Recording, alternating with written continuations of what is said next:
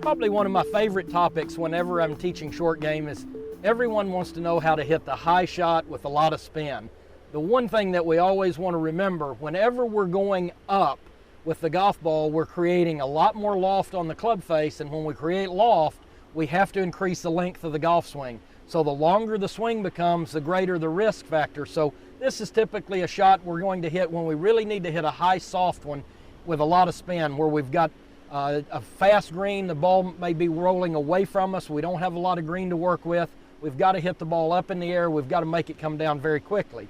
To do that, let's talk just a minute about what we have to do to create that loft. We get the shaft angle back, as we've discussed earlier. I still got the ball position forward, but one of the things to help us create a little bit more spin is we're going to get the club a little steeper away, so that as we take the club away, it goes a little more up and outside.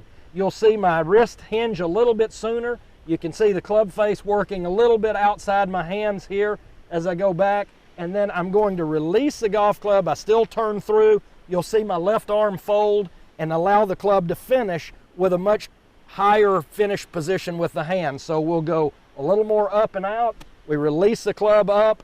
The club and the hands finish a little bit higher on the follow through. As we do this, we always have to remember we increase loft, we have to increase the length of the golf swing. We get a lot more height, a lot more spin, but we increase the risk of this shot. So this is one of those that I tend to encourage you to try to hit this shot only when you're forced to, because it is a risky type shot. Let's go ahead and try one here. We'll put the hands back a little, ball a little forward, maybe just a bit wider with my feet because I've got a little bigger swing to make. And then the key element is to let the hands hinge just a little bit sooner, a little quicker, a little more outside, and then release the club.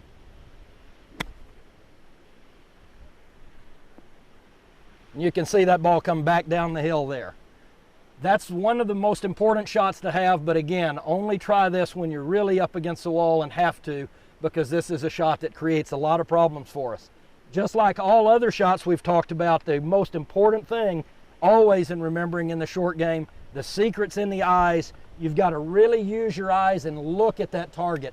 One of the things that I see amateurs do, amateurs almost look as though they're scared to see the target. When you watch tour players, they tend to stare at their target long time before they hit the shot. They'll set up, they'll look at the target, look back to the ball, look at the target again, get that shaft angle, then hinge it a little quicker, let the hands release a little more and finish a little higher. Right up and back, the ball stops in its tracks, as you can see.